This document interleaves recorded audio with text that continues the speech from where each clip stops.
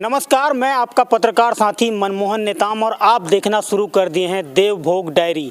हम बात करेंगे आज देवभोग नगर पंचायत बन गया है, लेकिन इसका विकास को लेकर स्थानीय जो नगर पंचायत के अध्यक्ष हैं या फिर यहाँ के जो प्रशासन है वह क्या तैयारी करेगी और देवभोग में किन किन समस्याओं से जो लोग हैं वो जूझ रहे हैं और इस सभी जो बातों को लेकर चर्चा करेंगे। आज हमारे साथ किसान कांग्रेस के प्रदेश उपाध्यक्ष हैं आशीष पांडे जी और उनसे हम थोड़ी सी चर्चा करेंगे क्योंकि वो देवभोग के निवासी हैं और देवभोग के विकास को लेकर थोड़ी सी उनसे हम एक विस्तृत बात करेंगे। पांडे जी, स्वागत है आपका देवभोग डायरी में। धन्यवाद। देवभोग नगर पंचायत बन गया है, देवभोग का रोड मैप, विकास का रोड मैप कैसा होना चाहिए? क्योंकि यहाँ पर अब बीजेपी के जो नव मनोनीत अध्यक्ष हैं अनिल बेहरा को एक बड़ी जिम्मेदारी मिली है और अनिल बेहरा अब यहाँ की बागडोर संभालेंगे और उनके साथ और भी सदस्यों का उपाध्यक्ष का जिम्मेदारी मिली है। तो क्या मानते हैं उनके नियुक्ति के बाद अब जो बीजेपी है या फिर प्रशासन है वो देवभोग के विकास के लिए उनको क्या रोड मैप तैयार करना चाहिए? बिल्कुल निश्चित। पहले तो मैं आदरणीय हमारे अनिल बेहरा जी का मैं उनको बधाई देता हूँ और साथ साथ आपका बधाई देता हूं क्योंकि आपके माध्यम से मैं उनको बधाई दे रहा हूं। और जैसा कि अनिल बेहरा जी हैं जो अच्छे व्यक्तित्व के धनी हैं, निश्चित ही वो जैसे उप सरपंच भी रहे हैं तो निश्चित ही वो काम को ध्यान देते हैं। वो पक्ष विपक्ष वाली राजनीति नहीं करते हैं, सबको लेके चलते हैं, तो निश्चित ही वो काम होगा। देवभोग को बीजेपी ने नगर पंचायत बनाया और अब उसकी पूरी जो श्रेय है वो बीजेपी ले रही है, तो क्या मानते हैं कांग्रेस कार्यकाल में कांग्रेस ने ऐसी पहल क्यों नहीं की? नहीं, वो तो आप जानते हैं कि हमारे आदरणीय पूर्व मुख्यमंत्री भूपेश बघेल जी ने वो उनके द्वारा घोषित किया गया था और मतलब पका पकाया जो खिचड़ी है उसको बीजेपी बांट रही है, वो गलत है। पहल तो हमारे सरकार ने की थी। अगर ऐसा होता तो 15 साल रमन सरकार थी, उन्होंने बिल्कुल ध्यान नहीं दिया, लेकिन हमारी सरकार आई और अच्छे अच्छे कामों को उन्होंने महत्व दिया, तो मैं इसमें श्रेय अब आदरणीय भूपेश बघेल जी को ही मानता हूँ। अच्छा, आदरणीय भूपेश बघेल जी को आप श्रेय मानते हैं क्योंकि वो यहाँ पर पहले घोषणा कर चुके थे जी।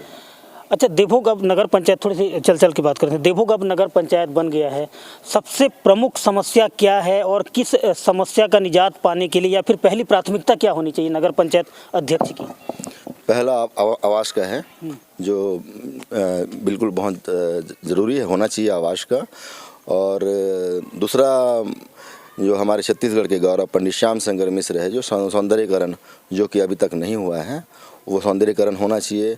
और अभी NH 130 जो है जिसमें रोड का काम चल रहा है, आए दिन आप देख रहे हैं कि कुछ ना कुछ एक्सीडेंट हो ही रहा है, तो उसके लिए मतलब बैरिकेड जैसी सुविधाएं उपलब्ध करानी चाहिए। और जैसे स्वास्थ्य के मामले में भी है, जैसा बहुत सारी चीज़ें हैं जो धीरे धीरे वो सब चीज़ होनी चाहिए। अभी फ़िलहाल सौंदर्यीकरण का और आवास का और जो 130 में जो परेशानियाँ आ रही हैं उसको करना चाहिए पहले। चलिए, अब तो नगर पंचायत का अध्यक्ष को मनोनीत किया गया है। आज से तकरीबन 4 महीने 5 महीने जब भी नगर पंचायत का चुनाव होगा देवभोग में, तो देवभोग में नगर पंचायत का अगर चुनाव होता है तो क्या मानते हैं यहाँ पर बीजेपी का नगर पंचायत अध्यक्ष बनेगा या फिर कांग्रेस का नगर पंचायत अध्यक्ष बनेगा?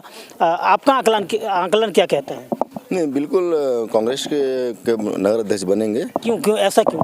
क्योंकि कांग्रेस में आप गए 5 साल आप देख रहे हैं, कांग्रेस हमेशा ज़मीन से जुड़ा कार्य करती है और गरीब के साथ पहले खड़े होती है, तो निश्चित ही और पूरे देवभोग नगर में जितने भी हैं कांग्रेस को सपोर्ट करते हैं, तो हमारा नगर अध्यक्ष बनने का बिल्कुल 100% उम्मीद है।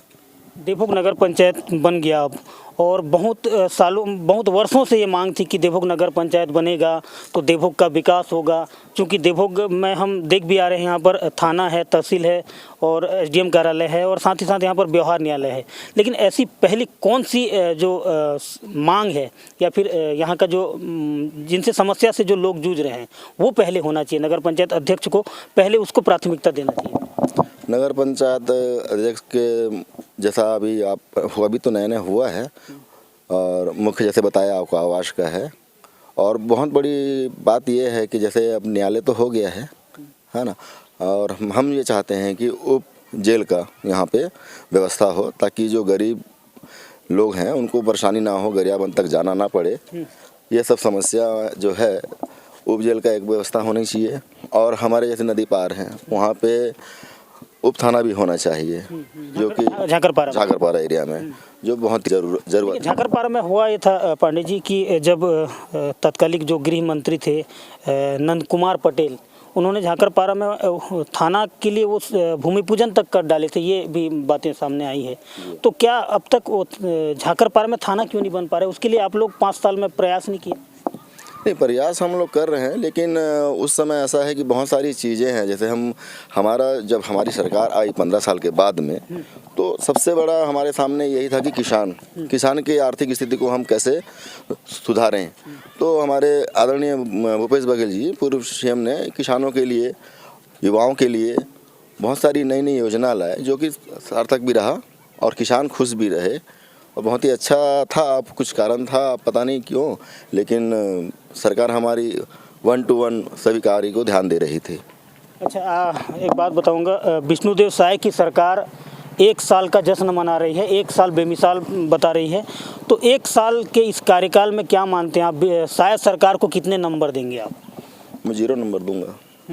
0 क्यों? अब देख लीजिए, आयुष्मान कार्ड का है 14 करोड़ कुछ है जो अभी तक उसका भुगतान नहीं हुआ है। तो यह आयुष्मान कार्ड वाला भी जो मामला है उसमें फेलवर रहे हैं। किसान का जो है आप देख लें, किसान भी आज जैसे अब बारदाना ले रहे हैं, है ना, उसमें हम लोग 40-45 रुपए में बारदाना हम खरीदते हैं और किसानों को 15 से 20 रुपया उसमें मिलता है। और ये जो ऑनलाइन की जो व्यवस्था है, जिसमें हमारे किसान जो